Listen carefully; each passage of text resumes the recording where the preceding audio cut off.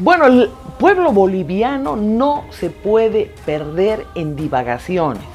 Aquí hay un hecho concreto y es el fraude del 2020, que la OEA nos ha pretendido distraer con el informe del fraude del 2019 y todo el mundo a la discusión del 19.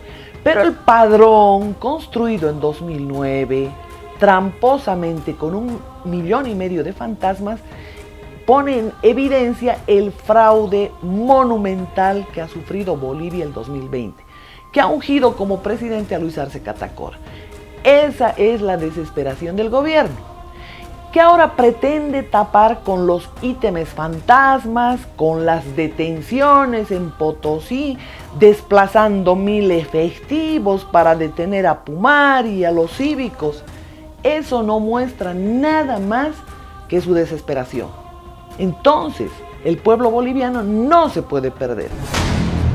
En el primer tema, que son sus aliados, Percy Fernández siempre fue su aliado. El municipio de Santa Cruz, a la cabeza de Angélica Sosa, a la cabeza de Percy Fernández, fueron sus aliados declarados. Y esos 800 ítems falsos, esos 800 ítems fantasmas emergen del padrón, de ese padrón sucio, de ese padrón cochino, construido por el G2 cubano, por la inteligencia venezolana, para engañar, para llegar al gobierno o llegar siempre mediante fraude. Y mediante fraude es que llegó Luis Arce Catacora.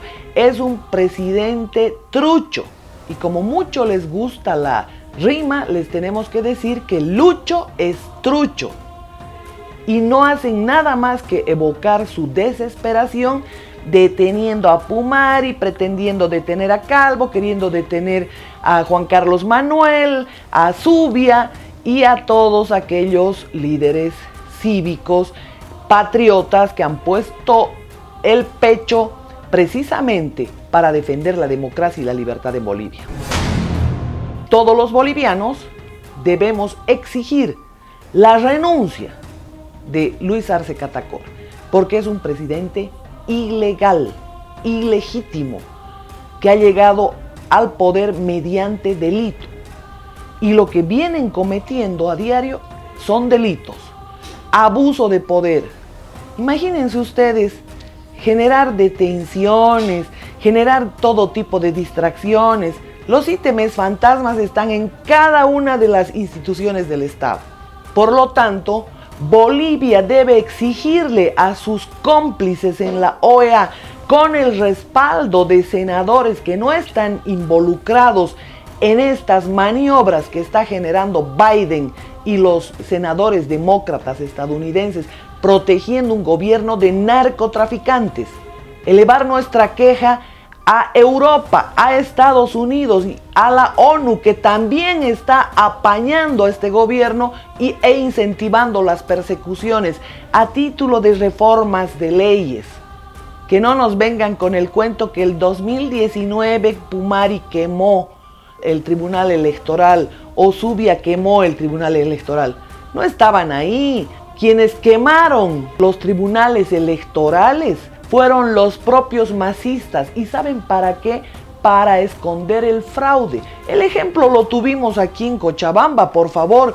Una corrupta alcaldesa que hoy es senadora, Patricia Arce, quemó justamente donde estaban los archivos de todas las pruebas de su corrupción. Hizo todo un teatro, se pintó el pelo de rojo y dijo que la estaban atacando. Y los demócratas estadounidenses, Hillary Clinton, Bernard Sanders, salieron a defender a terroristas, a delincuentes, a narcotraficantes. Y esto es lo que está haciendo el gobierno de Biden. Para los bloqueos ha entregado $500 millones para enfrentar a la ciudadanía que protesta contra ese asqueroso fraude que ha habido en Bolivia. Así que Lucho es trucho y debe renunciar. No hay más discusión. Y el otro tema fundamental es que debe perder la sigla el Movimiento al Socialismo por los delitos electorales. Así que no vengan a disfrazar con detenciones, persecuciones y pretender llevarnos a otro tipo de discusiones.